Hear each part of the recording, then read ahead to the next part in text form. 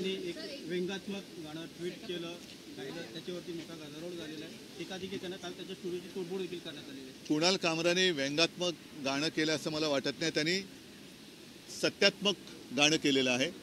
जे सत्य आहे ते त्यांनी जनभावना त्यांनी मांडलेल्या आहेत. आम्ही आज सुद्धा बोलतोय, जे चोरी करतात ते गद्दार आहेत.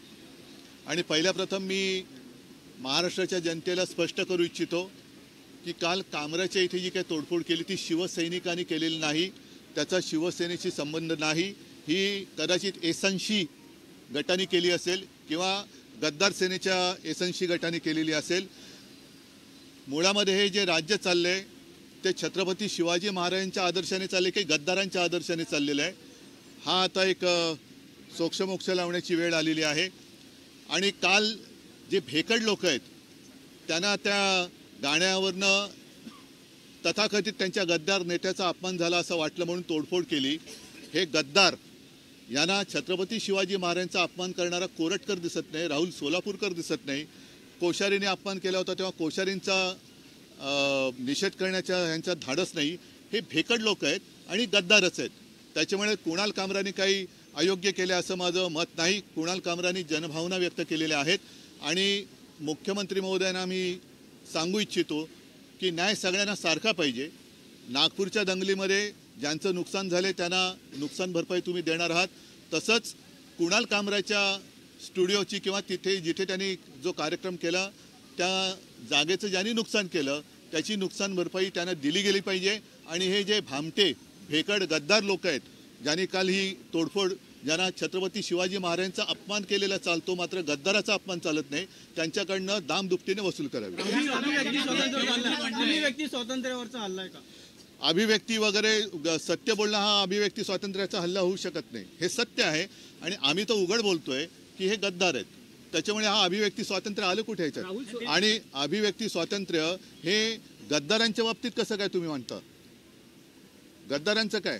जिथे त्यांनी उघड उघड चोरी केले, सगळं केलेलं आहे, त्याच्यामध्ये मुख्यमंत्री किंवा पोलिसांचा दरारा कमी करण्याचं काम हे चाललेलं आहे. मुख्यमंत्री आणि गृहमंत्री यांचं काही या राज्यात चालत नाही. आम्ही वाटेल ते करू शकतो असं दाखवण्याचा हा जो प्रयत्न आहे तो वेळीच चिरडून टाकला पाहिजे. पोलिसांचं काम वाढेल, कायदा सुव्यवस्था बिघडेल अशी कुठलीही कृती करू नये असा सल्ला अजित पवारांनी दिला. अजित पवारांना मी धन्यवाद देतो, पण मुळात त्यांच्या आजूबाजूला बसणारी लोकच जर असं काम करत असतील तर पहिलं त्यांना आवरलं पाहिजे. त्यांनी म्हटलेलं आहे की विरोधी पक्षावरच्या आमदारांनी देखील कुणाल कामराचं समर्थन केलेलं आहे. मी नाही करत, मी केलेलं आहे ना समर्थन. सुपारी देऊन कुणाल कामराला नाही. आता हे बघा, ह्या सुपाऱ्या कोण कोणाला देतं? मग नागपूरच्या दंगलीची सुपारी कोणी दिली होती? औरंगजेबाचा थडगव करण्याची सुपारी कोणी दिली होती? तर नुसत्या सुपाऱ्या करू नका.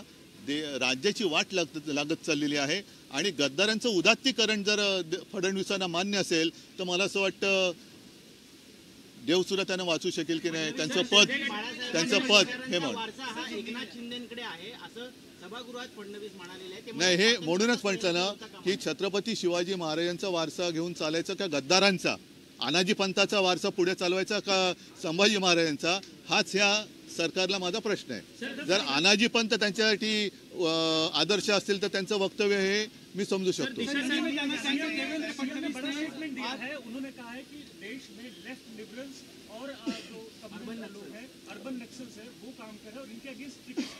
फिर आप गृहमंत्री हो ना, डबल इंजन चल रही है ना सरकार. पूरा देश आपके हाथ में, महाराष्ट्र आपके हाथ में, उसके बावजूद नागपुर में दंगा कैसे होता है? तो जवाब देना चाहिए उन्होंने. कुणाल कामरा ने, मुझे नहीं लगता कुछ गलत कहा है. गद्दारों को गद्दार करना ये किसी पर हमला करने की बात नहीं है. जो गद्दार है वो गद्दार है.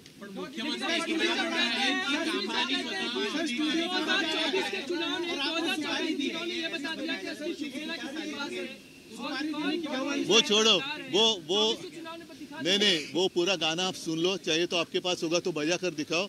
उसी गाने का जो अर्थ है वही तो है.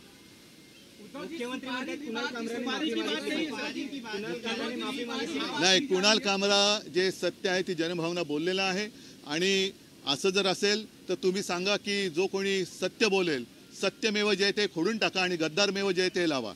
राठौर जी सुपारी की बात कर रहे हैं, अभी शिवसेना के नेता सदन में हंगामा किए, बाहर हंगामा। नहीं, इस हमले से शिवसेना का कोई संबंध नहीं, ये गद्दार सेना ने किया है, इसका कोई शिवसेना से लेना देना नहीं है।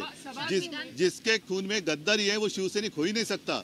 गद्दारांचं उदात्तीकरण करणारा आणि शिवरायाचा अपमान झाला असताना गप्प बसेल हा शिवसैनिक असू शकत नाही।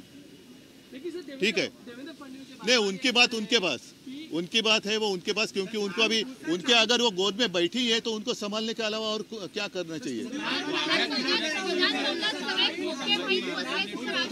कार्रवाई जो हो रही है, नागपुर में बुलडोजर एक्शन हो रहा है इसलिए कि आरोपियों पर बुलडोजर की कार्रवाई नहीं, हर जगह एक ही नहीं अपना। फिर जिसने दंगा भड़काया उनके ऊपर कार्रवाई क्या करेंगे आप? पूरी जांच करो और जो भी है उसमें गुनेगार करो। रायगडावरती वाघ्या पुतळ्याची समाधी हटवण्याची मागणी बघा, संभाजीराजे मला असं वाटतं की एकूणच याच्या बाबतीत जे कोणी आपल्यात खरोखर इतिहास तज्ञ राहिले असतील त्यांची मदत घ्यायला पाहिजे। पण जर वाघ्या कुत्र्याची समाधी हा एक वेगळा भाग आहे, पण या राज्यातलं इमान हे उखडून टाकले गेले हे दिसतंय।